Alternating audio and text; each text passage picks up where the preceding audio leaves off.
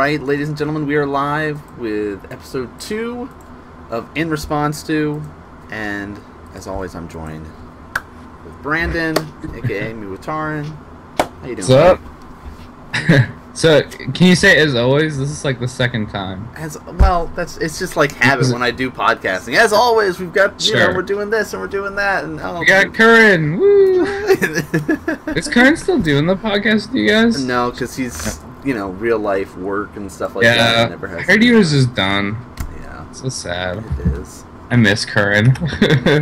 See, now he can come back for this retirement cast that I want to do with Word and a bunch of retired pros. That would be awesome. I'd support it. Yeah, this sounds like the sweetest idea. But if you're watching it and you're like, what are they talking about? We're talking about StarCraft stuff because that is where we met each other first, and then we realized Magic is awesome, and we both play Magic, and we want to talk about Magic just as much as we want to talk about other stuff. So we decided to do a podcast, and Modern is our format of choice, so it just makes sense to do a Modern-based podcast. Yep, yeah, pretty much, man. That sounds about right. Sounds like what we said at some point. At some point over the many months before we decided to start this. Yeah. When it was just like a Skype message where we both responded every like 3 or 4 days. Yeah. We're busy people. What can we say? I guess so. So if you guys missed our first episode, we kind of introed who we are, what that sort of stuff. How long we've been playing and that sort of thing. So if you're interested in that video is up on YouTube as well as Twitch. So you guys can search for In Response To or search for Nan Man or The Real Nan Man, and you'll be able to find that video. So we don't have to do too much with the intro stuff this week, I don't think. But what we are going to focus on is the kind of modern meta, because it has been shifting a little bit. We've had the Open Series, SCG Charlotte, was modern for it, so a lot of people came out for that. Worlds, they have it split between a Modern Master Draft, they had Constructed Modern, and then of course Origins and Standard, so we're not going to worry about the Standard stuff. Yeah, I think Standard finals are today, but yes, they are. Top four, actually, great players though. Yeah, some really, really great players. And talk a little bit about some of the upcoming events for those that might be interested for Season 4 for the GP season. There's a couple modern ones that we'll just kind of touch on there. And then, there's potentially some new changes coming up and some new lands that we're going to be discussing today. Lands. Everybody loves lands. So, and like one other card from that side. yes.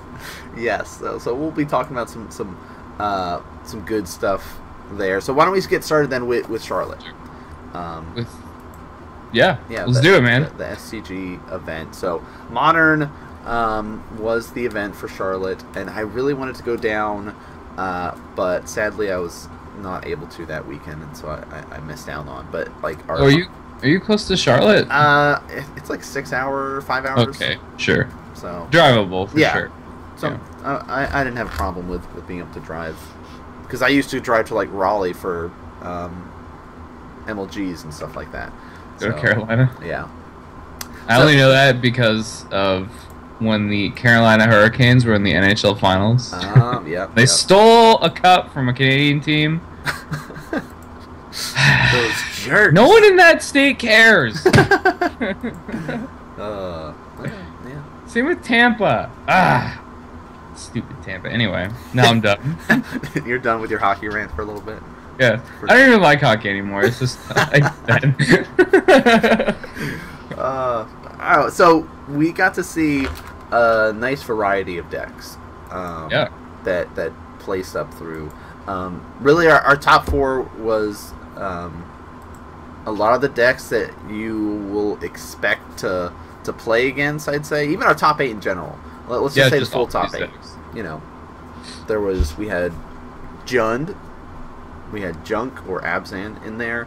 One of the company decks. The Abzan company we had not seen as much because pretty much everybody was like, you know what? I'm going to just throw Chords and Collected in an elf deck, and we're going to have elves. We're going to do elf stuff instead. Yeah. So that was cool to see at least Logan Mize there play his Abzan company, got 6th place with that. There's a control deck in there, Grixis, and I think a lot of people are seeing that pop up potentially in your guys' own areas, but it is popping up a lot more too. And we have one of the Tron players, Green Red Tron. You're happy about Tron. I was happy to see Tron get up there. It's a good deck. It's very easy to hate out and disrupt. Not if you're playing Jund, man. Well, that is true. I've tried. Well, but you've got access to Fulminators. The matchup is so bad, I've just given up. Yeah. I lose against Tron. I have 1 Blood Moon. That's it. You don't even run the Fulminators in your board or something? No more Fulminators. You either run a main deck or not at all now. Those are your 2 choices. Okay, alright. Yeah. Well, I actually haven't seen main deck Fulminators for a while, but yeah, that was kind of the defined thing to do at one point. Yes. But it's kind of gone away. It's not as unwinnable as I feel, but man, I just can't do it. So another interesting thing, when most people hear about this deck, they think it's a fringe deck or a tier 2 deck, something that they're not going to be facing very often, and it's not going to be doing very well. But it is actually positioned very well in the meta right now and is super strong. I'm of course talking about Merfolk. Yep, actually Merfolk's really good right now. Hunter Nance got 2nd with his Merfolk deck, and I think we're going to see a lot more Merfolk players start to crop up again with the fact that Harbinger got printed, and it's a 2-mana bounce or tap creature. That card's real, man. Yeah. Like, it's good. It's just, like, it's good in Standard. Like, it's okay in Standard, but I think it's really good in Modern. Just the tempo that you get with this is so much more important in that format. It's so much faster, and then you're like, okay, bounce your Tarmogoyf, and then I'll double block this other creature. It's like, oh, this is really bad for me. Yeah. This is not good. It's still 2/2 body. The 2/2 body, you can vial it in, and not have to worry so much about it. Let me pull it up for all you guys that are... Also, it says Merfolk right on it, so... that's its so it's all kinds of win there. It says Merfolk on it. It gets buffed by all of your lords.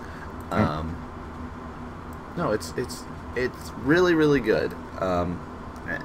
And a lot of people were experimenting with the different types of Merfolk decks, like the blue-white for a while, to add in Path and everything. And I think that worked out really well when everybody was running Twin. And now Twin has fallen off a little bit more. Yeah, Twin's kind of gotten pushed up by Jund a bit. Like just the black-green mid-range decks have a good matchup there. Abrupt Decay just ruins that deck's life. If you play, I found that if I ever lose to Twin, it's because I screwed up. Yeah. I don't think I've ever lost to Twin and thought, yeah, I just couldn't do anything from here. Well, there has been times where it's like I don't have like any interaction with it. Like if I'm playing Infect or something, and I was like, I don't have a Vines, and it's turn 3, you flash it in, turn 4, you just had it. Yeah, I'm saying from like a Jund point of view, like. Oh no, like that if it's from Jund and you are losing to Twin, you're using your spells it's your fault. A wrong way. You're doing something that you're. It's that, or you have just gotten the worst draws imaginable. Yeah, which happens. Yeah, it certainly happens. You might keep like a hand without any kind of Abrupt Decay or whatever, and then they kind of just have it with redundancy, and like your Thoughtseize can't do anything about it.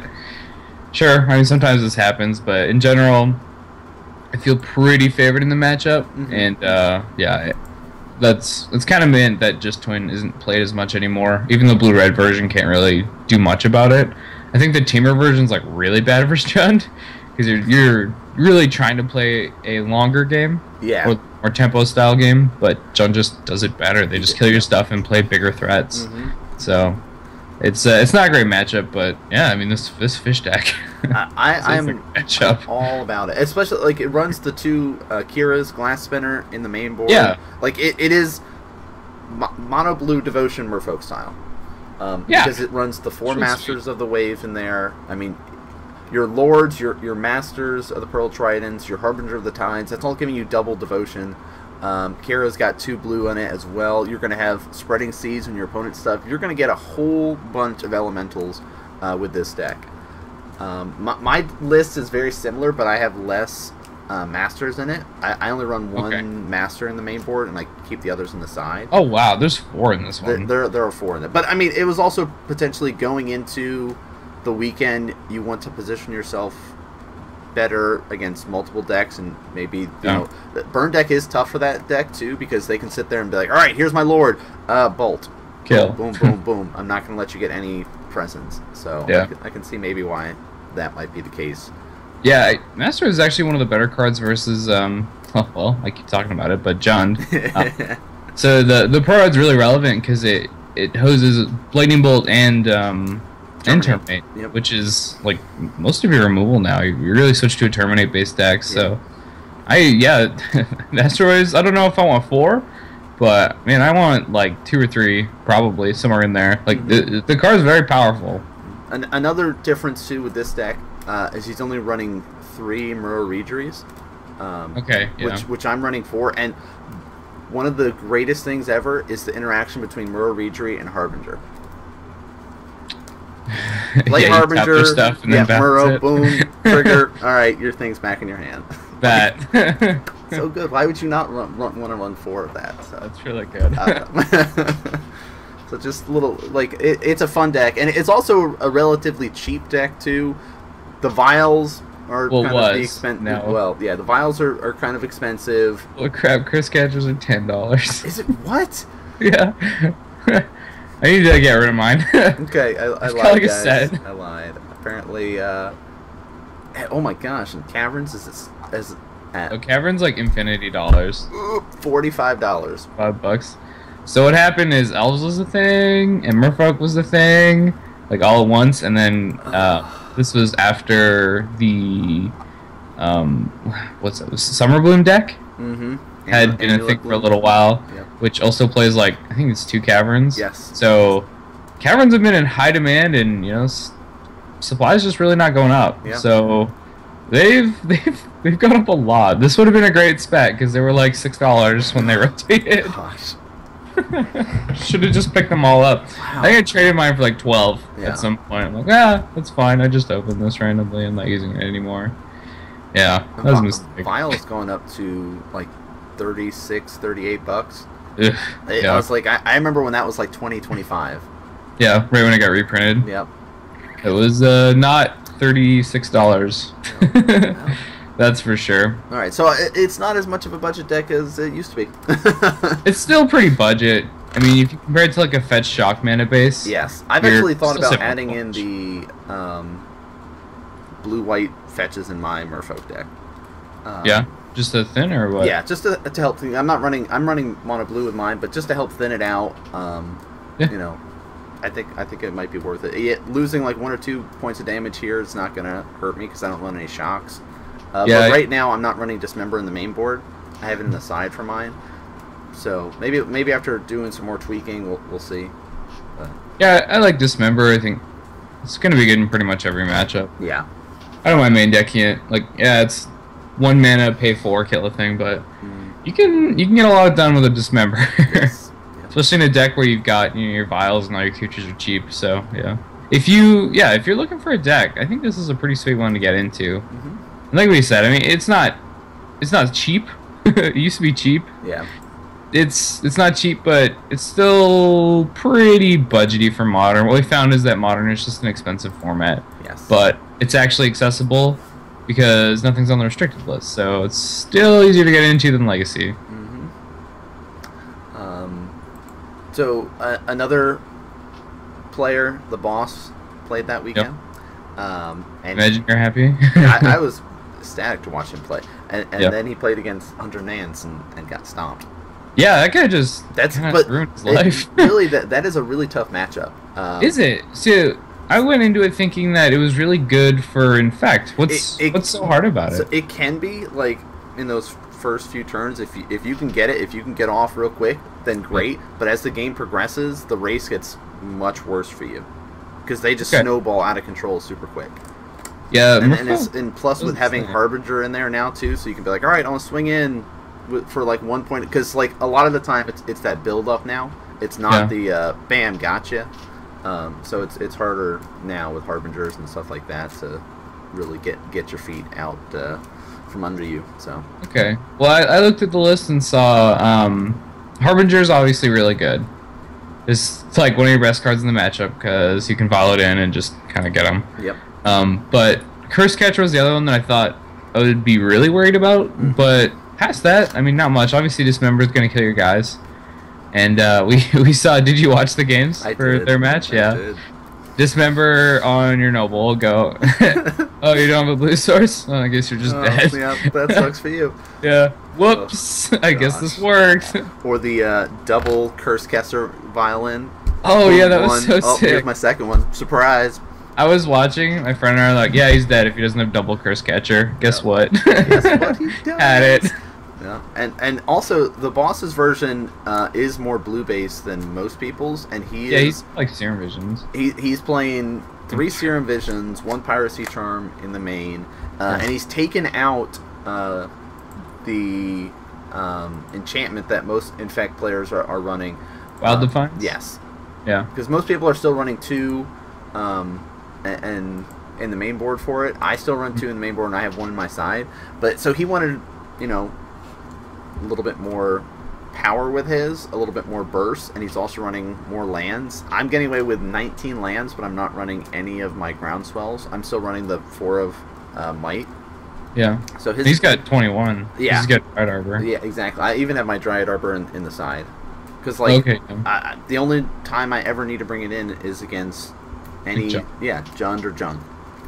Like if you're playing Lily, then I need it. If not, I have no need for that. So, but I don't know. When you're on big tournaments like this, it might help to keep it in the main board. So I thought it was just interesting. I wasn't sure if anybody else had tried out his sort of style. I have since put in Piracy Charm. Yeah. It's really good. In one of my main and one of my side right now because it is really, really good. Yeah, it kills a lot of creatures. It does. Kills your opponent's nobles. Kills Dark Confidant. Kills Abbott now. If they're playing that, like... There's like so much ties to this. You can pump with it. You can give your guy Island Walk. Like, all so relevant. Everybody's going to be scared of this card. Yeah, you can also discard in their draw step, I guess. Yeah, yes, that is true. If you want to be a truly awful person. I gotta say, that's the best thing about playing with Colligan's Command. Sometimes you're just like, actually, no. You don't get to draw a card this turn. It's rude. Yeah, I know. Thank you. So, how about the Jund list? Okay, so there's a bit of spice here. He's got 1 Abbot of Carol Keep, which is a card I've been trying as well. Okay. I started off with 3 of this card, and then I went down to 2, now I'm also at 1, so I don't know how great it is, but it's got matchups where I play this, and like, I can't lose right now. The real problem is, I just never want to see it before like turn 5. Okay, I don't want to see it until I'm top decking. But when you're top decking, it's incredibly good. So I think like 1 or 2 is the right number. I don't want it in my opener. It's like, it's okay. Like, I'm not gonna be like, well, whatever. I might as well mulligan because it's a 6-card hand anyway. But you know, if you're sitting there top decking with someone and you draw Abbott, you're like just this ecstatic. You get 2 draw steps here, and like both are relevant. That's pretty great. So I like that. Other than that, there's not really too much that's super interesting. He's got a Nile Spellbomb in the sideboard. I guess, okay, his sideboard is interesting, but the main deck's pretty standard here. Yeah, pretty straightforward. Yeah. The sideboard, WoW Wraths. Why you play so many Wraths? It's just crazy. You need to calm down with these Wraths. Like, this is a lot. Damnation, 2 Damnations, 2 Anger. A Shatterstorm. Yeah, he's got 1 Shatterstorm and 1 Ancient Grudge as well in there. So yeah, so he wants to kill all the things, everything. He just wants them dead, and then after they're dead, he'll do other things. Like it's crazy. I've never seen 2 Damnations in a sideboard for John, alongside 2 Anger the Gods. It's pretty interesting, but I guess it was a good metagame call. And, like looking at the top 8, man, I want Anger versus most of these decks. I want Anger versus Merfolk for sure. Yep. For sure versus both the company decks. Grixis Control, no, but Abzan, I mean, I want Damnation there. I probably want Anger if they've got 4 Kitchen Finks, which they don't. We've got 1, which is interesting. Yeah, his sideboard's really sweet. I looked at it and we're like, yeah, I mean, this matchup's okay for John. It's probably pretty much even. Then their sideboard popped up on the screen. I'm like, oh, never mind. He's just gonna win. He's got this. That's like so many Damnation. So, what do you think about the Graveyard Hate? The Nile Spellbomb? Yeah, I like it. A lot of people are running like Relic and stuff like that, but for John, the Graveyard Hate usually is Leyline of the Void. Yeah, which I think is good. But Spellbind draws you a card, so I like that. It's just in a longer game, you're gonna draw this and be like, oh, okay, your graveyard's got like 12 spells in it and a bunch of Snapcaster Mages and Taskers. Okay, go away. Plus, it's to help deal with the Goryo's Vengeance deck. Oh yeah, also just deals the living in really well. Yep. Yeah, it's like an more Graveyard Hate on top of your 3-man deck scavenging. Yeah. And this this is something that people are having to start doing. Is running Graveyard Hate. If you do not have it in your sideboard yet, you're just going to lose matches. Like that's how it's going to be. Goryo's Vengeance is still very strong. You're talking about Living End, which we'll get to soon. You have like the Grixis deck.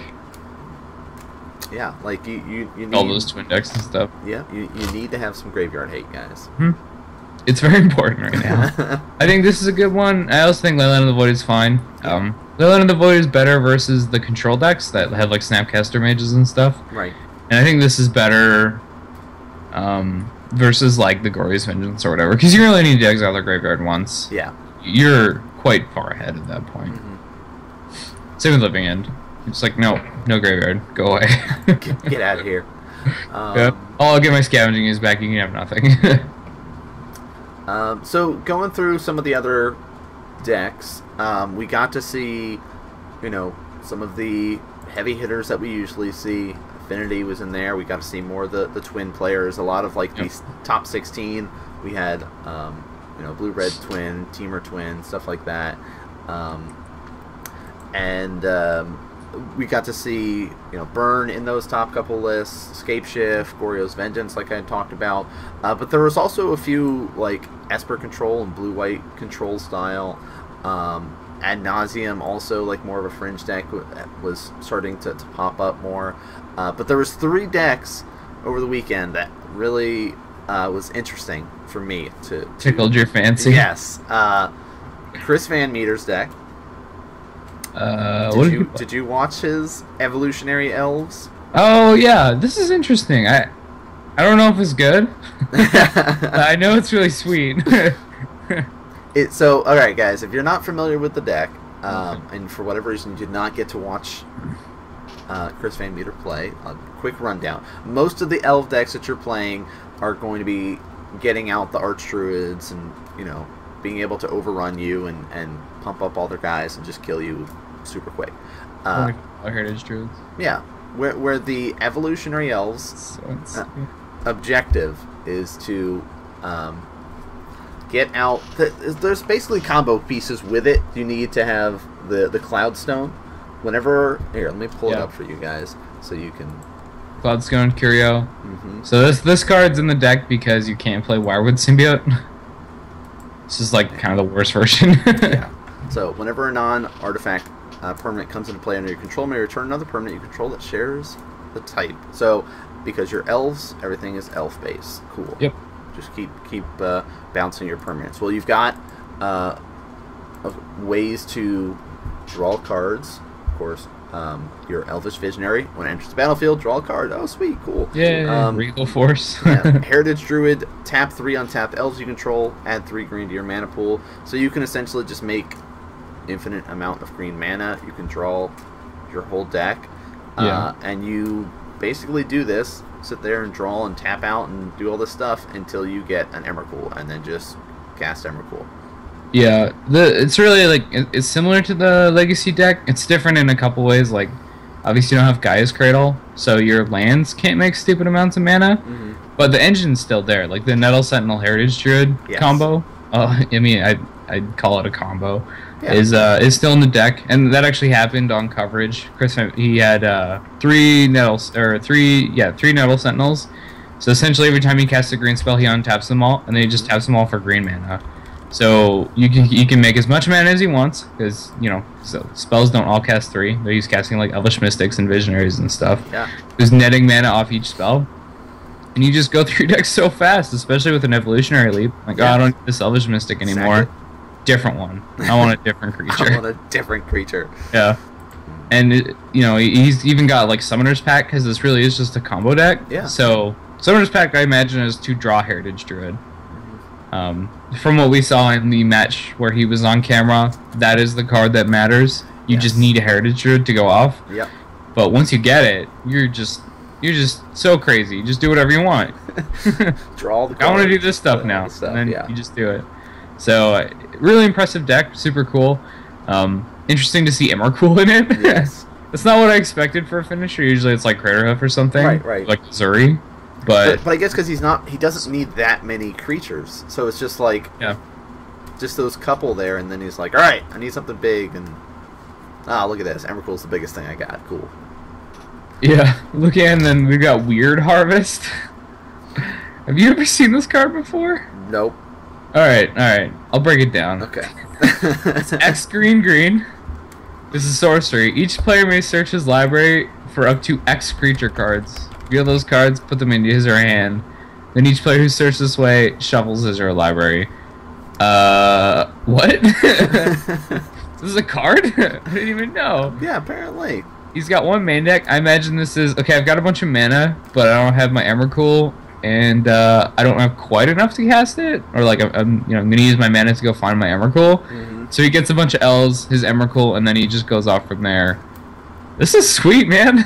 Printed in I never would have thought of this. And 9th edition. Yeah. It's crazy. Onslaught, you make some weird cards, man. You're crazy. You're crazy. I like you, but you're crazy. Yeah. So this is another take on the elf deck. It's not as straightforward. So if you want to play combo elves, guess what? Now you can, guys. This is the deck. This is the deck for you. Yeah. Looking at the lens, he's got one pseudo Gaia's Cradle, which is the Nykthos. Yep. You can kind of go crazy. I like that he's only playing one too. Like, this card can definitely screw you over when you're playing 17 lands. So that was one of the spicy ones. Death and Taxes. Yep. Yep. We got a friend who plays this deck. Like, it's different, but like the same kind of thing. Yeah, I mean, if you're not familiar with it, it's basically you just got Aether Vials in there, mono white, and you bring out awesome guys and profit. Like, you've got the even mind sensors to shut down their fetching and searching. You've also got like Dryad Militants, so you can get rid of stuff from the graveyards. I think like Arbiters in there, so they have to pay extra mana. So I think that's the card people don't play around the most, like Leonin Arbiter. Yeah. You need to know the tricks that they can pull with this card when you're playing against the deck. I've got a lot of practice against it, and like he used to just destroy me every game. Yeah.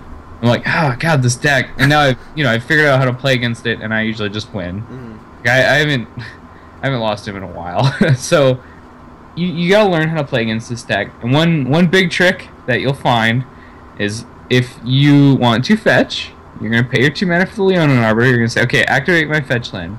Then they're gonna play a Restoration Angel, targeting Leonin Arbiter, and you have to pay 2 mana again. This is a thing. So be prepared, guys. Yes, do not just fetch into 4 open mana. It doesn't go well. Yes. There's just a lot of these little, like quirky tricks they can pull, and I would advise that you like proxy this deck and just play against it. Yeah. Figure out what you're doing. It's worth learning. It's a cool deck, and you will see it. Like I've been to a couple events and seen 1 or 2 people playing it too. Yep. There's usually somebody there. whether you play them or not, you know. So it is a fringe deck, but it's still pretty strong. Like the Lauren who was playing it got 62nd with the deck. Yeah, like it's a good finish. It's a solid deck. I mean, it's running like Thalia and stuff like that. Anafenza's in there. You know, this deck's certainly different. I really like Dried Militant. I think that's so good. Yeah. I hadn't thought of that until like as soon as I saw it. I'm like, that's just so brilliant. It's just so good against Snapcaster Mage, and they don't want to kill your 2/1. No. Oh, okay, Dried Militant, go away. Get out of here. Oh, crap, I just violed in another one. Yeah. I had like this standard black-green aggro deck, where it was like all 1-drops, all 2/1s for 1, and then a Varls. That was the deck. It was so sweet. The Giant Militant was like the best card. Oh, gosh. So the last spicy deck would be Aliantrazi's. Lantern Control. Oh yeah, he got 10th, right? He got 10th place with this deck. Okay. Okay, so I had heard about this deck a while ago. LSV made some videos about it. Yeah. Do you know how this one works? Yes. Okay. Why don't you explain it though? While I'll pull up all right. the card for people to look at. So here's the plan. Aliantrazi does not want you to have fun. Yeah. His basic plan is to get Ensnaring Bridge out.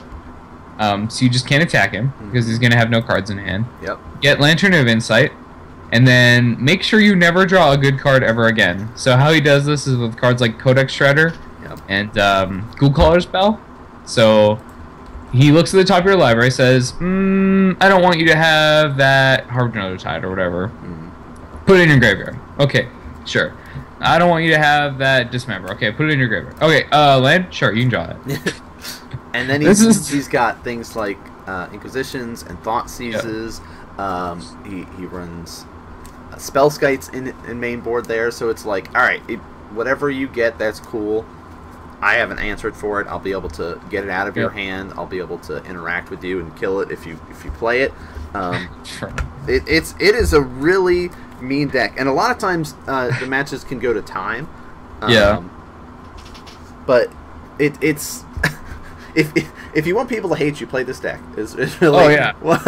Look, this is there's no discussion here. This is not fun. This is a not fun deck. No one's having fun here except for you while you giggle maniacally. Yes. Yeah. This is such a dirtbag deck. But it's sweet. I mean, it feels bad to lose to it, but on the other hand, you gotta know that you have to have a very good understanding of other people's decks too to be able to play it. Like new players, you cannot pick this up and try to play it. Yes, you can be like, you can't draw this, you can't draw that. It's not. You're not going to do as well as other matches. So yeah, there are answers right now. Like Rope Decay and Culligan's Command are pretty popular. Also, you can use any kind of discard. Like I guess even Vendilion Click kind of does it. Yep. I guess that's probably too late. Like turn 2, they can be doing this to you. Yeah. It's so hard, man. It's just so hard to deal with. Yeah, and they've also got the Aether Grid in there, which I'm seeing more of now. Yeah. It's the Origins card that says tap 2 untap artifacts you control. This deals 1 damage to target creature or player. Well, if you've got a board of artifacts and it's like, well, you know what? On your end step, cool. I'm gonna boom deal a bunch of damage to you, and then untap and be ready to mill you or deal damage to you. I did not think this card was good. And I still don't think it's good. No. But it's very niche. Yes. Like, I saw it in the sideboard for Infinity, and it looked really good there, and I just didn't want to believe it. But I guess 3 mana red enchantments are just good. Like, that's got to be it, because, Blood Moon. I don't know, man. It's so crazy. Yeah. So those are just the Star City decks that we wanted to kind of highlight. Lots of straightforward stuff. Again, have graveyard hate, guys. That's the have some graveyard hate. Have some graveyard hate in your board right now. I don't know, just some other spicy ones. There's like a Scape Shift deck in 23rd. Yep. And that's it. Everything else is pretty normal. Like Ad Nauseam and Scape Shift are the other like fringe decks that you'll see when you go to events. So be prepared. It's like entirely stocked, this Ad Nauseam list. Yeah. Nothing special about it. So were there any in the top 8 that you wanted to talk about in that? Like the Nye company is pretty much just Nye Yeah, with it's what you'd expect with that. Actually, so somebody was asking, is Damnation needed in the sideboard for Jund, or can you get away without it? You can probably get away without it. Like I haven't played it personally very much. Like I have one Damnation. Yeah. I just decided to not play it. Like it's good, but it's very metagame dependent. If you think you're gonna play a lot of decks like this Nia Company deck and like Affinity and stuff, you can actually just run Anger, which is gonna be better. Damnation's good in matchups where you're not always gonna be able to wipe their board with the Anger, but you want to. So I think Merfolk's actually one place that's okay because a lot of the times they'll have like 4 toughness. So you can run it there, and you'll for sure get their stuff, as long as you live till turn 4 and they don't have a Curse Catcher. Another good place for it is like the black-green mirror kind of place. So if they get ahead quick, like say you're on the draw, and they're just like, turn 1, Thoughtseize you, turn 2, Goyf, turn 3, I don't know, like Kitchen Finks or whatever, you're like, this isn't good. I'm gonna die. Or like turn 3, Bob. I guess Kitchen Finks isn't a very good example. And then in turn 4 they play like Huntmaster. Like yeah, I'm just gonna die if I don't have this Damnation. And if you just top deck your Damnation after their discard spell, if they're still playing it, I guess actually they'll board out their discard for game 2, so you don't even need to worry about it. So if you just have a Damnation to deal with that, then you don't just you're actually way ahead because you're just 3-for-1ing them. If you're playing like tap lands and I don't know, doing whatever else. So play Liliana or something. Yeah. I think it's a good sideboard card. I'm thinking I probably want to run 1 going forward, but do you need it? No. I think it's widely metagame dependent, and also, if you think you need sideboard cards for the green black mirror, then it's good there because it's one of the few that you can actually bring in, other than just like grindy, like Olivia's and stuff. Right. But I don't think you need it. Good that stuff. Would be my thought. Yeah, our resident Jund expert here, or I guess black-green expert over here. Thank you, person, for your question. So the other big event was Worlds. Yeah. Now, I'm not this. When you look at the Worlds meta, it is a very you different, also noticed this. It's very different than what you will see at the rest of the events because it is a much smaller event, and the objective for World is they've got their draft pod first, 3 rounds of Modern Masters draft, and then they go into their next couple rounds of constructed. So a lot of it is trying to grind out and get wins to be able to move on to the later stages with decks that you think will do well. Not necessarily decks that you think are best good. Positioned or are good, but just say in a small pool of people, I think this will catch people by surprise. I think I can be able to sneak out some quick and easy wins. It's a very inbred metagame. Yes, there you go. A lot of it is because there's groups of players that are all on the same team, and they'll meet up and they'll test and they'll talk and say, okay, you know what? That long grinding matchups not going to work for this weekend. We need something quick, something that can get there. Twin, we can hate that out too easily. I don't think we're going to see much twin. All right, let's see what else we can come up with, and we saw quite a bit Affinity. Yep. The Boggles or Hexproof is another big one. Which again, it seems every Worlds there's at least one person. Reed last time, or I guess the time before. It was charming then. Yeah. These guys are all just copying him. You're not Reed, dude. We also got to see Living End. Yeah, a lot of Living End. A lot of Living End. At least 4 people were on Living End, I think. Maybe 5. I think 4? Yeah. It was, I think the metagame was this. This is just off memory, but 6 Affinity, 4 Living End, 3 Boggles, and then a bunch of 1-0s. I think that was right. Well, so we had like a couple Jund players, we had a couple Twin players, black-white tokens. There was actually 2 people that showed up with black-white tokens. I imagine they tested together. Yeah. They must have. And then it's like an awful choice. No. Oh, It's good looking at the meta outside of Worlds. Yeah. But when you go into Worlds, Yeah, there you go. Does not work so well. It's really bad for Boggles. It's just yes. I would think anyway. It is horrible against it because what's nice with the token deck, and I actually have a black-white token deck. It's different from what they were playing theirs, but okay. You know, you run removal in there, Path to Exile, Dismembers. You can easily be able to cast without having to worry about it.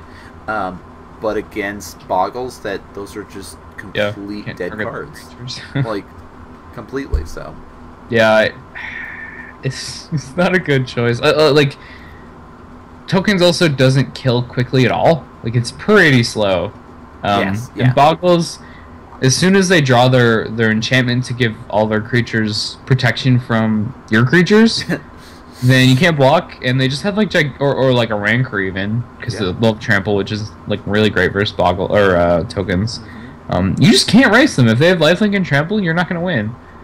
Like this is just how it is. I've played Treetop Village versus tokens, and are like, oh, Treetop Village, I can't beat this card. It's got Trample. I'm like, yeah. I just kill your lifelink and kill you with the Trample guy, right? Like, so it's really hard for tokens to race that kind of thing. Yes. And they just don't put a clock on them fast enough. Now there are Liliana's in the deck. Yes. But we see that, you know, Hexproof can actually deal with those with Dryad Arbor, so it's so hard for this deck to win. Mm-hmm. If they have an untapped fetch land, they're just like, yeah, go ahead, play that. You're never killing their guy. Mm-hmm. It's never happening. So I think it was probably not a good metagame choice for this tournament, like you said. I agreed, yeah. And like, we also got to see, like, I guess 2 control decks. UA was playing blue-white. Which is weird. And it was the Dragonlord Ojutai, Sun Titan, Resto, Angel, Kitchen Finks, like Wall of Omens, and Click. Like, this is the craziest deck. It is. And then the other one, I guess, is like the Sean McLaren's Blue-Red Pyromancer deck. Yeah, wasn't there a Grixis deck? Oh, there were twin decks. There was twin decks, yeah. But like actual like control base, like the Pyromancer deck really is a control deck. Yeah, it's kind of like control. It's tempo control kind of thing. Like you're playing your young power and trying to get in there. It looks to me a lot like Delver. You just didn't want to play Delvers. Yes. Which is confusing because I think Delver would have been a really good choice. Mm-hmm. Like as far as a creature to run in your blue-red tempo deck. Yeah. I don't know. He just didn't want to do it. He's got like mana leaks and stuff. It's a lot of counter magic. Wow, look at all this counter magic. Yep. There's a Cryptic, a Dispel, 3 mana leaks, 4 remands, a Spell Pierce, and 3 Spell Snares. That is so much counter magic. he is ready. Wow. Yeah, he is super ready for these control mirrors. Yeah, I guess he is really just a control deck. I think he played against Yuya, right? Yes, like and they like super almost grindy. Went to time. I loved watching that match, but right, it was the last turn. Yep. It was turn 5 Yuya won. I was surprised it was even timed though. Like I thought they just wouldn't time the rounds. They would just make players play fast. I don't know. But I don't know, because like having a draw at the tournament, that sucks. It really sucks. So there was also a Merfolk player there, like the one of that we got to see. There was like the Abzan player. Okay. The Brazilian guy played Abzan. Yep, Brad Nelson played Jund. Mm-hmm. Who I think Paulo played Grixis Twin. I think that's who it was. I think so. And then apparently Kentaro Yamamoto was on Timur Twin. Yeah, and there was a blue-red twin too. I think we had 3 twins. Okay, 3 twin decks? Yeah, that sounds about right. Yeah. Paulo had the Grixis. There was one at least blue-red, and then there was the Timur one. Yeah. I would have loved to have seen even the just Sky twin, but nobody seems to be running it. But it is a little bit more control-y, and it's would not have worked so well against some of the decks, especially. I just looked at Brad Nelson's Jund list, and it makes me want to throw up. There's a card in here. I'm already entirely sick of Hangerback Walker. Oh, he is running it. I don't want this card. I think it was like just shouldn't have been printed at this point, which is crazy because look at it. It doesn't look that good. But it is. It is though. It's just every standard deck needs this now. It's so annoying. And I hate it. I'm not really playing standard. I was playing Sphinx's Tutelage. Yeah, without buying the Jaces because yeah, the Jaces are like $50. Insane. So I was like, I'm playing budget. Remember when Jace was $12? It was like the cheapest one. Gideon was 30, and now they've switched. Yeah. But yeah, Hangerback is popping into Modern, guys. Yeah, most of the time you were seeing sense it in Affinity. Yeah, that's like most of the time you're seeing it in Affinity. But Brad is saying, you know what? People are gonna want to bolt this. People are gonna want to kill it. I'll just get some Thopters. Yeah, he's actually cut on Scavengers to add Hangerback Walker, which is a terrible metagame choice because there's a deck that you really wants Scavengers versus. But man, this might just be right going forward. We gotta try this, which I hate. How much is Hangerback running right now? Like $15, $16. Ugh. I just bought one. Like, I don't want to, but I'll do it. I gotta do it. Sold out at Star City. Yeah. How much? 20. 20? They went up again? Sold out at Star City. If you got a foil, you can get 35 for it. Man, I just like why? I'll wait. I'll wait. Oh, I'll wait. I'll wait. It's gonna rotate and we'll go down a little bit in price. I mean, it's gonna be in your Merfolk deck now too. Like, it'll be in everything. Like, what's that you're playing? You're playing Boggles? You got your Hangerbacks? Where's your Hangerbacks in there? Yeah, Hangerbacks. Your Lantern Control? You got Hangerbacks? This is good, right? But again, guys, get some Graveyard Hate. Yeah. Because you're going to probably see, after people watch Worlds and be like, oh my god, Living End, guys, you have no idea. Look at how crazy this deck can win. And yeah, it can. So, okay, to be fair, Living End's sweet. Like, I don't want to play down the fact that Living End is a sick deck.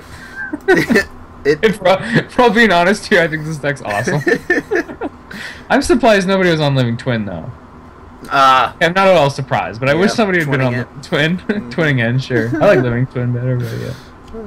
Twinning End works. It's just it's a funny deck. We need LSV. Apparently, he's actually playing that deck a lot. The Living End one? Or the... Yeah, like, you listen to Limited Resources, he's just still playing it. It's like, oh, this is just fun.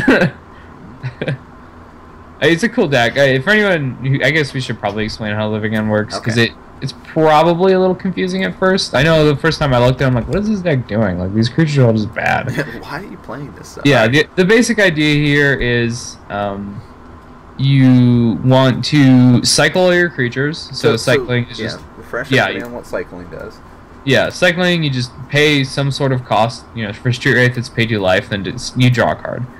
You can have, like, Swamp Cycling and stuff. I don't know, for Jungle Weaver, it's like two colorless, Monstrous Carapid, like red or black mana. They're all pretty much like that. It's from Alara block, mostly. The ones here. Like, a lot of them are. Yeah. So, you just want to cycle all your guys. You know, you play your fast lands, cycle your dudes, and play your Fulminator Mages and kill their lands. And then you play Demonic Dread or Violent Outburst. And those cards are Cascade cards that are 3 mana. So what you're going to do, how Cascade works is you cast this, and then you start flipping cards off the top of your deck. You go until you hit a card that's less mana than the Cascade spell. So in this case, it needs to be 2 or less mana. Surprise, surprise, there's 0 2-mana spells in the deck. And then once you find something, Living End in this case, because its mana cost is 0, you just get to cast it. And Living End is just Living Death, if you've ever played that in like Commander or whatever. So, sack all your creatures, or I guess exile everything from your graveyard, all your creatures, sack everything that's in play, and then put all the exiled cards into play. So the idea is you cycle all your creatures, put them all in your graveyard, and then you just, you're like Demonic Dread, and then you just put them all into play. So it's pretty sweet. I mean, it's a sweet deck. There's a lot of really cool cards in here that just don't see playing in any other deck. So if you are looking for something that's a little budgety, this is a great choice. You're still running a lot of fast lands, which are much cheaper than fetches. Yeah. Like, you're not running any fetches. Yeah, and maybe like the 1 or 2. I guess in some of the lists they're running the Bloodstain, but even then it's like the ones from. Are they running? Oh, they are running Bloodstain Mar. Yeah, but you can run the cheap ones then. Yeah, you don't like Catacombs. Right.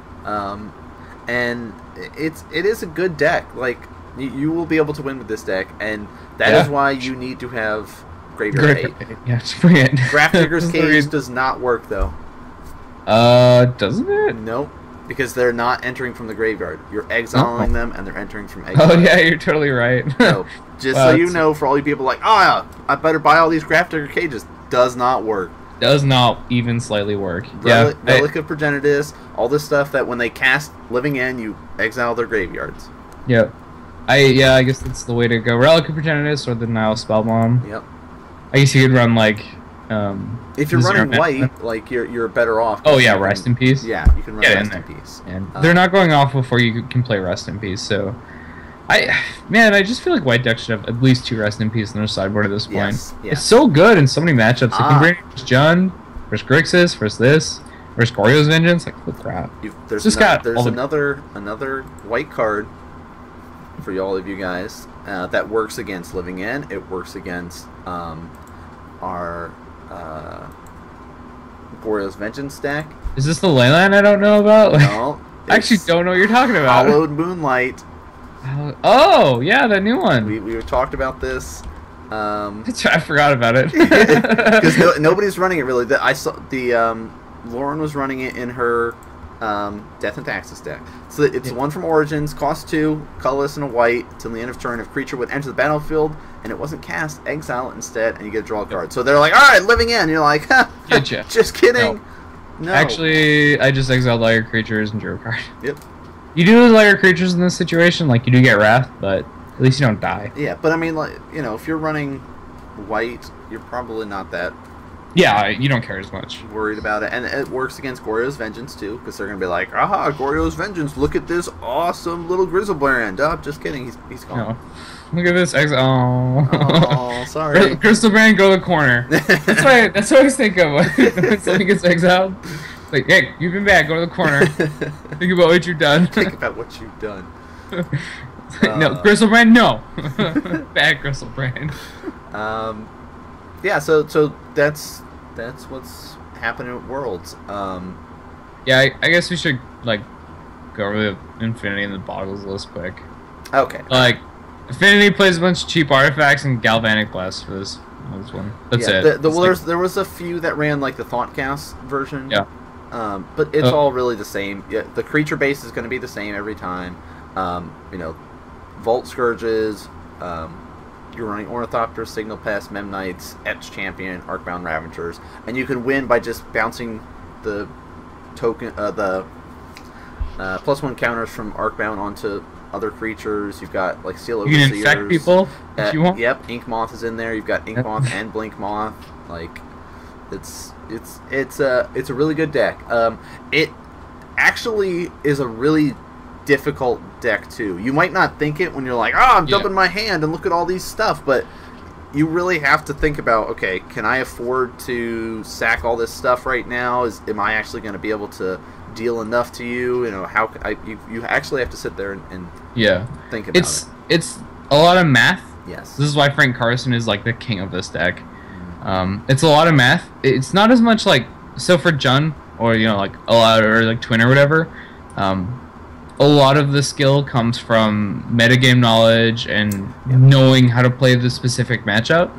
From Affinity, you want to sequence your spells. That's what really matters. Yes. If you sequence your spells perfectly, you're probably in a good spot. Or, obviously if you have a decent enough hand. But if you screw that up, you're going to lose real bad. So if you're going to play Affinity, go home and practice. Like,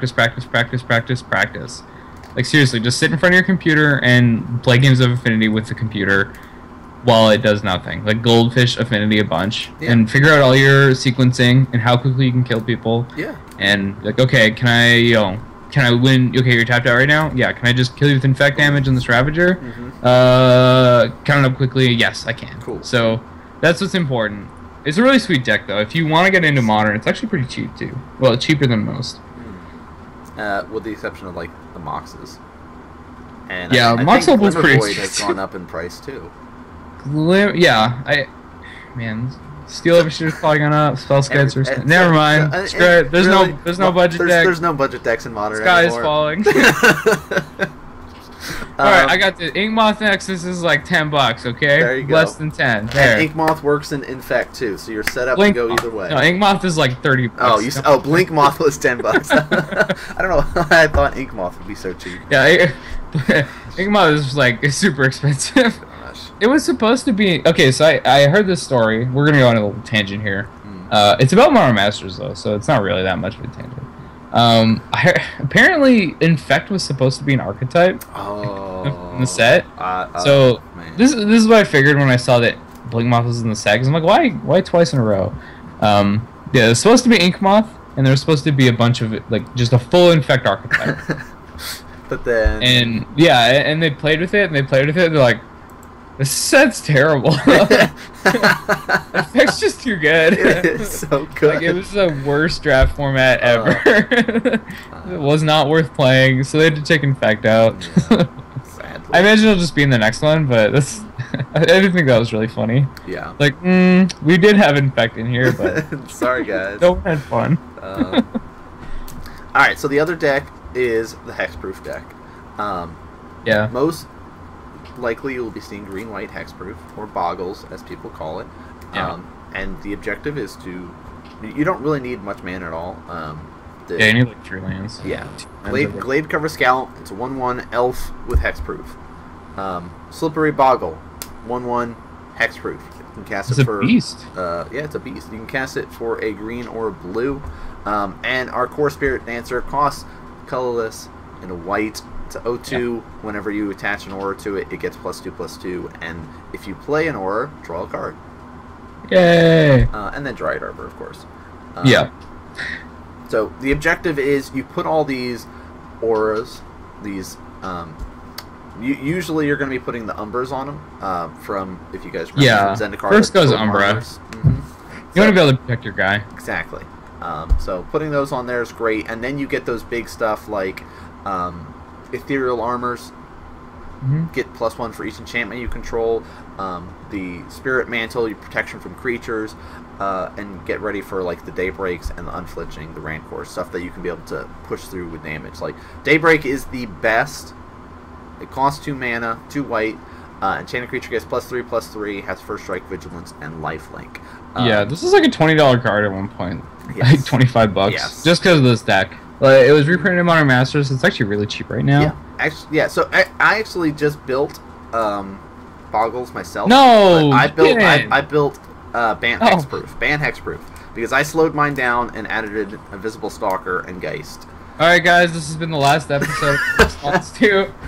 I didn't because I love building decks. That's why. My co-host is actually a terrible person. I didn't know this. You should have known this with how I played Mill and I play Infect. Like, why would I not be a horrible I person? respect Mill and Infect because I can interact with those things. This is okay. Look. If you want to play this deck, you either are on a very tight budget, which I understand, and then I can't really be mad at you. Yeah. Or you're a dirtbag and you just want to have not fun. It's one of those two things. There's no gray area here, okay? Yeah. But this is a deck that you will see at events. Yeah, for sure. So you need to understand how to play against it. Spellskite is great. Yeah. A+. It's like the best card in Magic against this deck. Now, the one thing you have to be worried about, though, is Suppression Field. Which is the original Ravnica card. Costs 1 color and 1 white. Actually, let me pull it up on Gatherer so you guys can see as well. Yeah. 1 and a white. Activated ability costs 2 more to pay unless they're mana abilities. Rude! Man, this is for Planeswalkers too? Yes. So I can play this and I can't Edict with Liliana the turn I play her? Right. And it works for fetching too. Yeah, it sure does. Yes. Gross. Yeah. No. Why does it work? So most of them run multiples in the board because if you're trying to Spellskite, you're going to have to be activating it. Well, now you have to pay 3 mana to activate it, or 1 life, or 2 life and 2 mana for it. So that helps out against that. My deck, because Bant Hexproof is slower than the green-white version of it, by adding in the 2 costing creatures and adjusting it, I run suppressions in the main board because I'm a bad person, and I like to watch people cry when they try to fetch. So. No, worse than a normal green. I think, you know what? I'm okay with Suppression Field. I hate Leyline of Sanctity. Yeah. I hate it so much. It's dumb. And Leyline's amazing. It gives you hexproof. Yeah. Like, you can't have hexproof too. You choose. You get hexproof, or your creatures get hexproof. You can't have both. You can't have both. Okay. We want to interact somehow, right? Like, Golgari Charm's just main deck now. Yeah. In all seriousness, this is a fine deck. Like, if you're just getting into Modern, it's very linear. Yeah. And so it's, you know, it is a relatively cheap deck too. Yeah, it's like $250 if you don't play the canopies. That's the thing. I was like, I'm not playing canopies in mine, but I'm also running 3 colors. Yeah. So I'm getting away with not worried about it right now. But yeah, it's like you can get away with just the fetch lands that are in cons, yeah, for sure. In cons, and not have to worry. Temple's not too expensive, really. And even the enchantments are super cheap right now. Yeah. Well, they're all uncommons. Yeah. Well, I mean, because Daybreak got reprinted. Yeah, Daybreak was expensive, but now it's not too bad, and the rest of them are all uncommons. I think the Spirit Dancer might be the most expensive one. Yeah, that wouldn't be surprising. I know Boggle and Scout both pretty cheap. Dryad Arbor is a couple bucks, but not too bad. Yeah, let's see. Spirit Dancer is still super cheap, guys. You can get yourself a foil for $12. Oh, really? Yeah. You can just buy a regular one for like $8. Huh. So, yeah. So if you're looking for a great deck to get into Modern, we found your budget deck. Modern is saved. The budget deck still exists. Modern is saved. $250. I'm sure there's something. But you got to think about it. You could spend $250 on Jace right now, or you could spend it on Boggles. You could spend $200 $200 on your playset of Jace's, or you could do this. Which do you think is a better investment? Jace is too expensive. Yes. It's altogether way too expensive. Have you seen the foils of that card? Have I seen the foils of it? Yeah, like the price. I just saw the regular cost of it, and it's expensive. It's probably stupid. I don't know what it is, but I'm gonna go look. All right, you let us Jace know on that one. So that's while he's looking that up. That's really the rundown of the decks. Oh, they're only 60. Don't expect too much of a lot of the world decks to be played at big events or like your local shops. But yeah, you know. Well, they're all real decks. They are, and so like this is a good way to say, okay, you're not just going to see the Juns, you're not just going to see, in fact, you're not going to just see the same decks that we're seeing. We're going to see different decks too. So if you're not familiar with the matchups, proxy them up, have somebody try them out. So yeah, I've been wanting to do this for a little while to build like a Modern Gauntlet. Our just shop, like proxy our shop it does have Legacy and Modern Gauntlet. Oh yeah, see that'd be so sweet. Like I should just do this. Yeah. Like are they all proxied, I assume? Yep. Yeah. I mean it just costs you time. Yeah. And, like just print them out. Not enough time. I'm on a podcast. Of course I have enough time. All right, so Brandon, what is our upcoming events? There's a couple GPs, Modern base. Yeah. So why don't you give us... We talked about these last time. We'll just go over them quick. Oklahoma City, on the 12th of September. Yeah. So that one's the one coming. That's our next one. I thought this is in Oakland, which is way closer to me. I'm like, maybe I'll go to this. I don't know, maybe. And then like, wait, Oklahoma City. Wait a minute. That's not Oakland. No. And I looked at a map, like the South. Screw this. Not flying to the South. Get out of here. There's also October 31st, so Halloween. There's Porto Alegre in Brazil, so that should be cool. And then in November, the 21st to the 22nd, we have Pittsburgh, which I will be going to. PA, is that Pennsylvania? Yes, Pennsylvania. Sweet, got it. Done, nailed it. Yeah, if you live close to any of these events, definitely recommend going. Modern GPs are always an awesome time. It's just people get really hyped for the eternal weekend GP, or not the eternal GPs. So should be sweet times. How about this new thing that has to do with having less cards than other people. So, what do you think about that? I love it personally. They had the Mulligan rule start out. Where did they start that out? The Pro Tour. They tried it, and then they were like, "Hey, we're going to try it on Magic Online." No, it didn't happen. But at Worlds, they're doing it again. Yeah, they just never did it on Magic Online. I think the feedback was like so resoundingly positive. Yes. They just decided to do it. So this is actually a pretty big change for Modern. And this is not just for Modern; it's for all of Magic. Yeah, this is for everyone. I think this change is completely good in every way for Limited. There's like no arguing here. Like mulliganing in Limited is just so punishing. This helps mitigate that. In Constructed, I think it's still probably good. Like I don't think it's gonna give those decks, the decks that benefit from this, which is like any kind of cheeky combo deck or like a really fast aggro deck, right?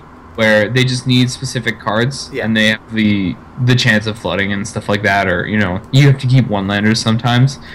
It helps those decks a lot. Like it really does. Like Affinity gets a lot better, Burn gets a lot better, and Fett gets better. So those decks are all going to become more popular, I think. Delver. Okay, so there was talk about this being too good for Delver, but if you're worried about that, Frank Karsten wrote an article, and if you're noticing a theme where I just like cite Frank Karsten as truth, there's a reason. Like the guy's pure genius.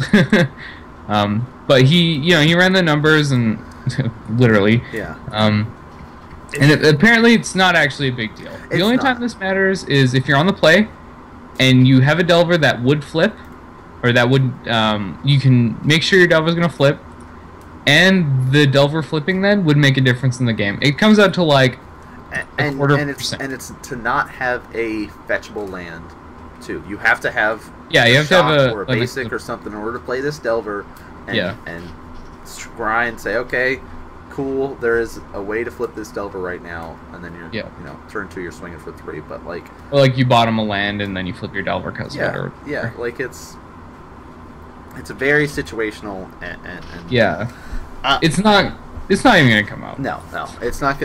Delver's not gonna be the win all beat all deck after this change. It's not. That's not how it's gonna work out. It does get better because Delver decks are just inherently a little aggressive. Yeah. So yes, Delver's getting better, but I don't think it's getting any better or any more better than other aggressive decks that are gonna like this. Right. So and you made a good point, like with some of those aggro decks, Affinity and like Infect and stuff like that. The combos and stuff that are gonna benefit to it. And the biggest thing is we're going to see more interactive games of Magic, because there's been times where people go, all right, ship to 6. Down to 6. Oh, awful 6. Maybe I could keep it if there was a land on top or something like that. If there was just one more land. and then someone like, all right, you know what? I'll risk it. Scry. Oh, cool. There's a land on top. Sweet. This makes this hand actually playable and stuff like that. Or those that, being able to just play games better because you're able to choose. All right, you know what? This 5 is worth it. Oh, another land? No, I can't use another land right now. I need to ship that. And then being able to play games instead of just ship down to 5 and go, well, I die because I can't do anything. Which do not get to play Magic. Sad face. That it's gonna get, or it's not gonna get rid of them, but it's going to reduce that a lot, which is great. I think that's so awesome. But I'm a little worried about decks like Amulet Bloom, where it's very hand dependent. And yes, the skill of the pilot matters a great deal. Yep. Obviously, it's an incredibly difficult deck to play. I'd say it's probably the hardest in Modern. But having better draws, like having this mulligan roll, is going to help them so much. Because this is one of the decks where mulliganing is just, it can be really punishing. Yeah. If you just don't get the cards you need, you just don't win. That's how the deck works. So mulliganing, you have less chance to get the cards you need. This is going to help them be better.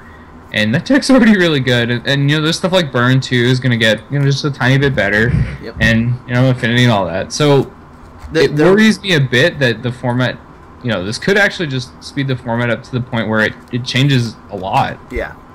I don't know, I don't know. Maybe I'm just overreacting. No. There's definitely going to be some. What's the word I'm looking for? Some growing pains, I guess. Sure, there we go. After it happens, like people are going to have some people are going to have a hard time dealing with that. Some people are going to take full advantage of it with the decks that they choose to play, and that will have an effect on the meta. Well, let's all be honest here. I'm going to play John. Like, it's just bad. Who are we kidding here? I played it when it was bad. I just played Jund. I just want to do it, okay? Like, let me take away the cards in your hand and then play a Tarmogoyf. Like, this is just that's all I want to do. Except. Yeah, so that's, a big change that we wanted to talk about, and, it's going to be happening when Battle for Zendikar comes out. So that, boom, kicks in then. So that's Battle for Zendikar pre-release. Coming up, guys. So you're going to play an FNM, and then you're going to go pre-release later that day, and it's going to be legal later that day, but not the FNM. If you do a Friday night or a midnight release. Yeah. So, fun times. Fun times will be had by all. I do think this is overall a good change, though. Yes, I agree. You're in the same boat, yeah. Yeah, I think a lot of people are. I think there was a lot more hesitation at first before we got to see the Pro Tour and see how it went at the Pro Tour. I think that helped a lot. I think I actually was the opposite. Like, when I first heard about this role, I was like, A+ is awesome, amazing, nothing wrong about it could ever happen. Yeah. This is perfect. Now I'm like, I think it's still good. I think it's a good change overall, but I do see the downside here. Yeah. Even in standard, maybe I just start playing mono red or whatever. if it's that big of a deal, which I really don't think it will, because it only matters when you're mulliganing. Right. So it matters in the decks where mulliganing is really a big problem for you, which isn't like all of them. But yeah, I think this is a cool rule though. Also, now instead of the Paris mulligan rule, we have the Vancouver mulligan rule. So go Canada. Go Canada. Nice. Canada. All right, so let's talk about Battle for Zendikar then. Because we did have some news. There are news things. All right, so we've got new full art lands. Yep. They talked about it a little bit ago before the announcement at PAX, and we're like, hey, it's confirmed you will get full art lands in fat packs.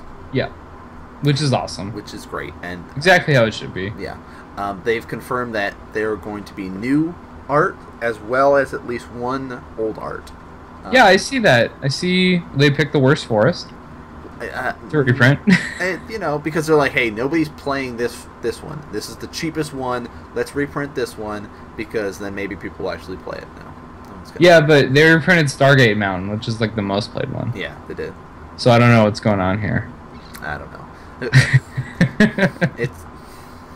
But they're sweet looking for the ones that are reprinted. They all look sweet. Like all the lands are going to be awesome. Yeah. I'm looking at them right now, and they're beautiful. Yeah. If you go onto Mythic Spoilers, guys, you can see pretty much the full list. I just wanted to pull a couple up for you guys to be able to look at on stream. And yeah, they look great. But we've got new dual lands, I guess, shock lands. Yeah, fetchable they're lands. Not shock lands. No, yeah, I guess they're a new cycle of dual lands. Of duels, yeah. So they're fetchable. They're like Plains Island. They have the basic land types, which is very relevant, and this is why I want to talk about them for Modern. Cool. So I'll just read one out. Prairie Stream is the Plains Island, so you can fetch it if you can find a plains or an island. Prairie Stream enters the battlefield tapped unless you can control 2 or more basic lands. This is the bad part. They're fetchable with your fetches, which is awesome, and I think it's going to make Standard really sweet. This is what I wanted. I wanted fetchable dual lands, which is so cool. But in Modern, you generally don't play that many basics. It's especially right now where the meta is. It's like all 3 colors. Yeah, it's like a lot of 3-color decks. Like, I'm really not certain that these are going to see much play. I do think they'll be played in budget lists. Yeah. Like, if you can't afford shocks for some reason. Although, honestly, these will be more expensive than shocks for a little while. Because of Standard. Yeah, while they're in Standard, they're going to be more expensive than shocks, which is really funny. So, once they rotate, we'll probably see them a bit with people just starting to get into Modern, and I think shock lands are going to start going up soon. Like, I guess they've already started to go up. So they are a budget option for Modern, but I mean, you need 2 basic lands. That's going out of my way. I run 3 total in my deck. How many basics do you run in Infect? 2. 2. So if you get both of your basics, then you can play your, I don't even know, I guess Sunken Hollow is the closest one for you. Yeah. The green-black one's not out yet. So. But this is one of the reasons why I'm also making Blue Moon in Modern. Okay. Is because everybody is running 3 colors, and everybody has like no basics in it. So Blue Moon is going to hate on everybody, and I'm going to make That's everybody pretty good. Yeah, I like Blue Moon. I would play that deck if I had all the cards, which are expensive. Yeah. Luckily, my buddy has the Blood Moon, so I don't have to. I do have a Blood Moon. I got one. You got I think he has a play set. He bought them before they skyrocketed in price. When they were like $3 or whatever. Yeah. Yeah, so a while ago. There was a time where you could get like Blood Moons for like 50 cents. Yeah, because they're like, all right, you'll see them in like mono red, and you might see like a one of here and there. But it wasn't even that. Like they just weren't on anybody's radar. Like nobody thought to play it.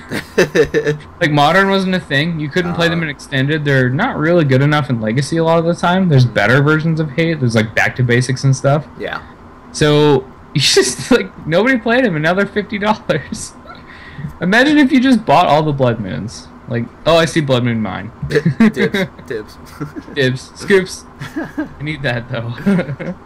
So yeah. So you're not expecting to see them really see play in Modern, and that's because of Tier 1. Yeah, like I don't think they'll see play in like tuned lists, but I do think that we're gonna see some budget play. I mean, they're acceptable. Like if you're running 2 colors, like I thought about this when I first saw it. It's like maybe you want say you're running blue-white control. You've got like 6 or 7 basics in your deck. Mm-hmm. You're gonna be fetching them early. I mean, these become dual lands. Like they become insane. I mean, even if you're fetching on your opponent's end step, though, like you are doing with shops, anyways, like you can definitely play with them if for whatever reason that's the lands you have available to you. Yeah, if you can't get your shocks and you have these because you're playing Standard. Say you're starting Magic right now, you're gonna get these.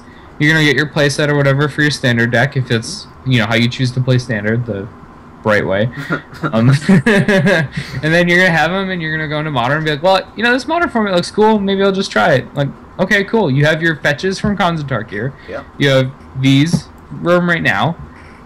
Awesome. You have like an acceptable Modern land base with some basics. So I think that there are gonna be people playing these in Modern, not in tuneless, but or at least not a lot in tuneless. Yeah. But it could happen. Like I said, if you're playing like Blue-White Control or something, I could see like 2 Hallowed Fountains in one of these, because there are going to be points where you'd rather just get this. Yeah, I can see it.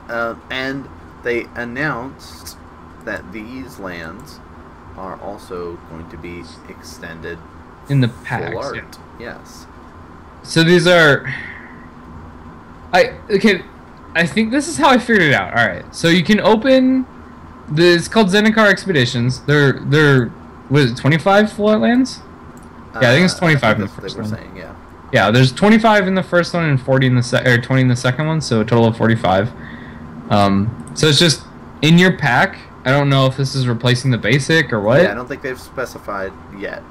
You can just open one of these lands, and they're all foiled. They're all full art. They're all gorgeous. Like if you look at the art, these are all incredible. Yeah. I mean, you take like the Zendikar full art lands and just make them even cooler. Yeah. But yeah, like I think it's the same probability of a foil mythic, so not very common.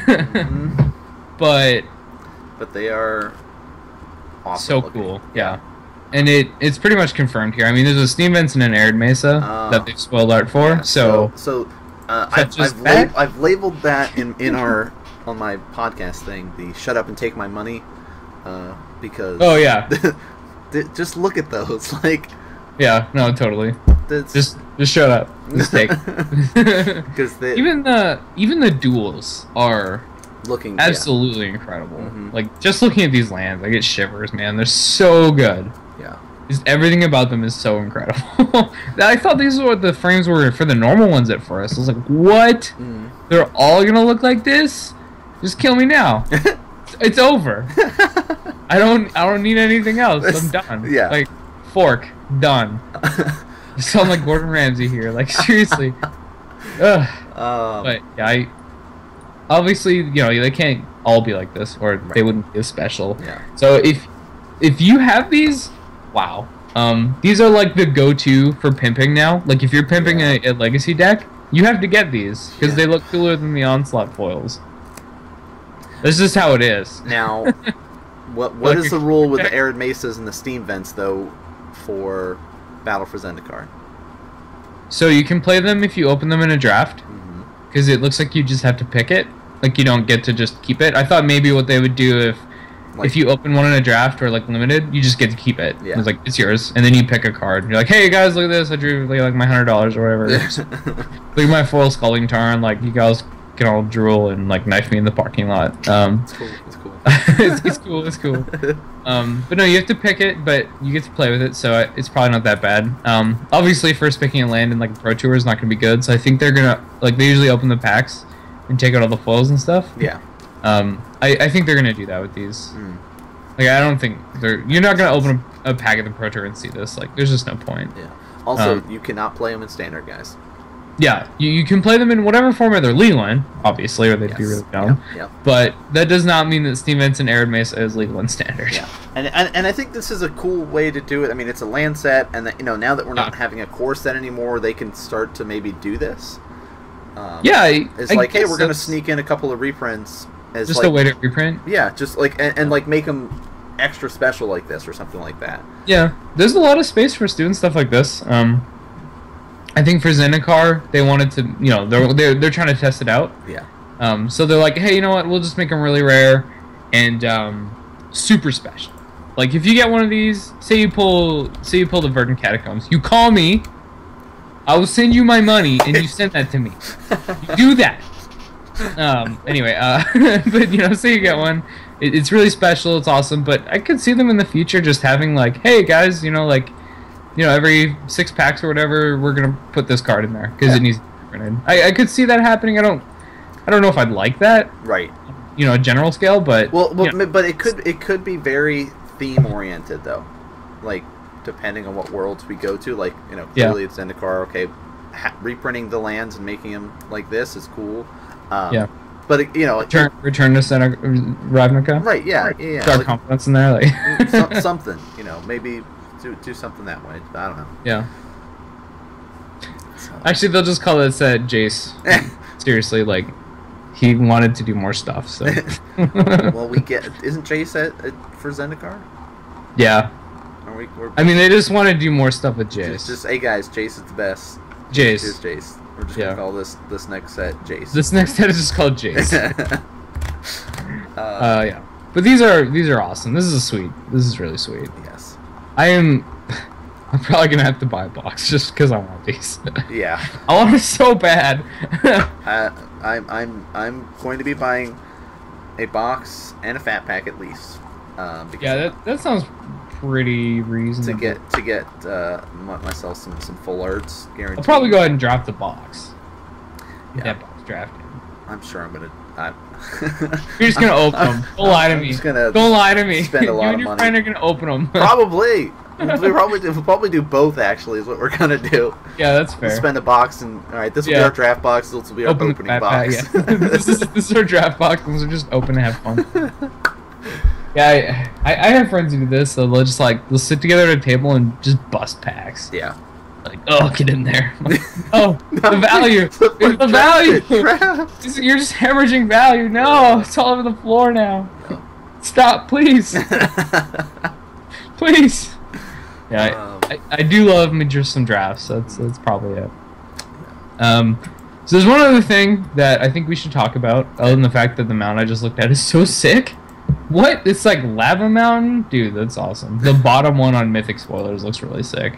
Oh yeah, that one is. It's like a trench of lava. Yeah. They all look good. They all look good. That one specifically. Anyway, moving on. Ulamog. So. Yep. I think this card's really good. I think it's gonna replace the current Ulamog.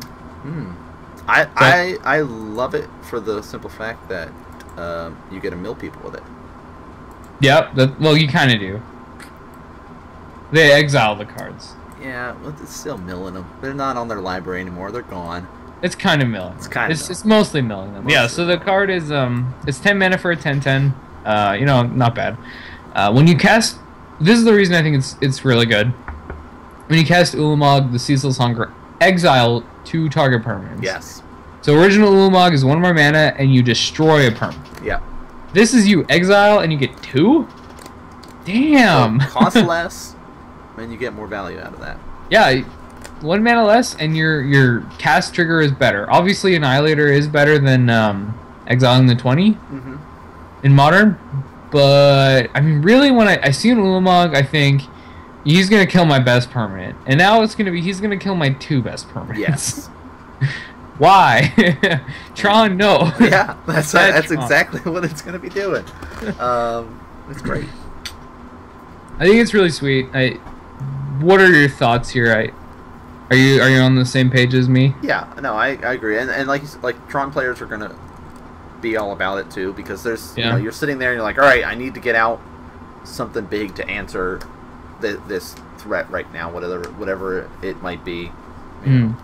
I mean, let's say we're facing down Jund or something like that, and they've got a you know a Goyf and a Lily they've been taking up and stripping your hand or something like that, and you can be like, oh, top deck Ulamog, bam, get rid of both of them, and then they just scoop and then they cry.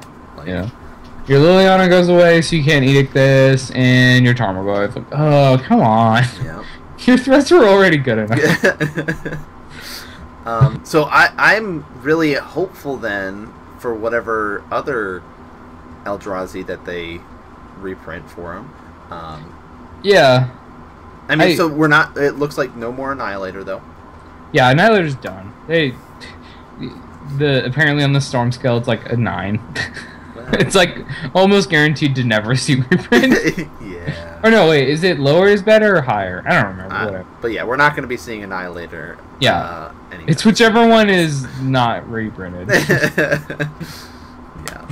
So, I like it. You know. Yeah. I agree. I'm surprised they don't have the shuffle.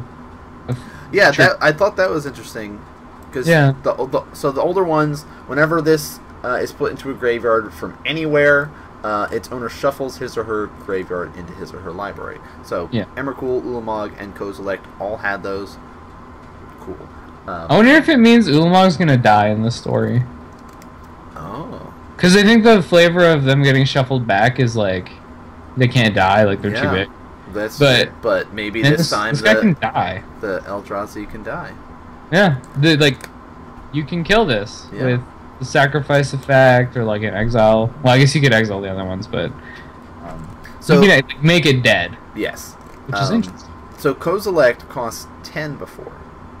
Yeah, Kozilek was 10, Ulamog was 11, and Emrakul's 15, right? Yes. Now, does that mean all of them are going to get reduced in price? Do you think, or costs? No, I don't think so. I don't think it's like a precedent they've set. It's just like for this one, this is how they balanced it. Yeah.